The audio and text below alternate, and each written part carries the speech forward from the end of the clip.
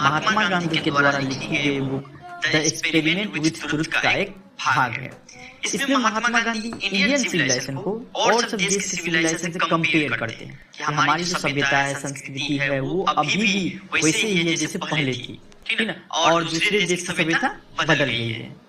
महात्मा गांधी आगे कहते हैं कि दुनिया में हर एक देश ना अपनी संस्कृति भूल चुका है, लेकिन भारत ही ऐसा है जो पहले था वो भी अभी भी है, ठीक है ना। इनके लिए भारत के लोगों को असभ्य, जाहिल और जिद्दी भी बोला जाता है कि जो सभ्यता पहले था उसमें कुछ बदलाव भी करना चाहता है, लेकिन भारत की जो खूबसूरती है इन्हीं सभ्यता के कारण आता है। इसलिए भारत अपनी सभ्यता संस्कृति को बदलना नहीं चाहता है। आगे महात्मा गांधी ने सभ्यता का परिभाषा देते हैं कि आखिर सिविलाइजेशन होता क्या है, और एग्जाम में ये बहुत ज्यादा पूछा जाता है इसका परिभाषा। वो कहते हैं क्या, civilization is that mode of conduct which points out to man the path of duty। अर्थात भारत अपनी सभ्यता संस्कृति को बदलना नहीं चाहता है। आगे महात्मा गांधी ने सभ्यता का परिभाषा देते हैं कि आखिर सिविलाइजेशन होता क्या है, और एग्जाम में ये बहुत ज्यादा पूछा जाता है इनका परिभाषा। वो कहते हैं क्या, civilization is that mode of conduct which points out to man the path of duty।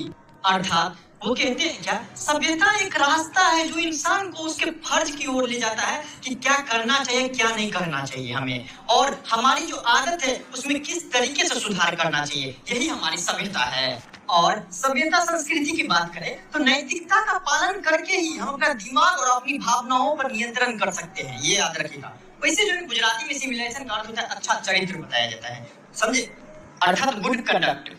आगे महात्मा गांधी कहते हैं कि और सब कवि ना इसके बारे में बोलते हैं कि अगर ये परिभाषा सही है जिसमें बताया गया कि इंसान को अपने फर्ज की ओर लेके जाता है, हाँ, और हमें क्या करना चाहिए, क्या नहीं करना चाहिए, हाँ, अच्छी आदत को अपनाए, बुरी आदत को समाप्त कर दीजिए, ये हमारा सिविलाइजेशन है। अगर ये परिभाषा सही है तो बोलता है क्या, इंडिया ना सही रास्ते पे जा रहा है, क्योंकि इंडिया का जो पहले सभ्यता संस्कृति था वो अभी भी है, और हमारी सभ्यता संस्कृति में कुछ भी बदलाव करने की जरूरत नहीं है।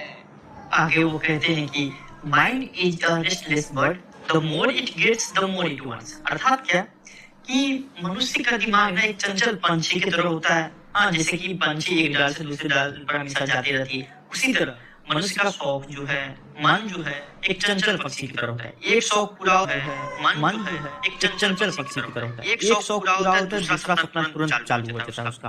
बाइक ले लिए तो कार का सपना चालू हो जाता है। अर्थात क्या, हमारा दिमाग है वो चंचल है, इसलिए हमारे पूर्वज जानते थे कि हमारी जो खुशी है वो मानसिक तौर पे हो सकती है, ना कि इस भोग विलास की चीजों में। इसलिए वो हमारी सीमा जो है वो तय कर दिए थे और बोले हैं कि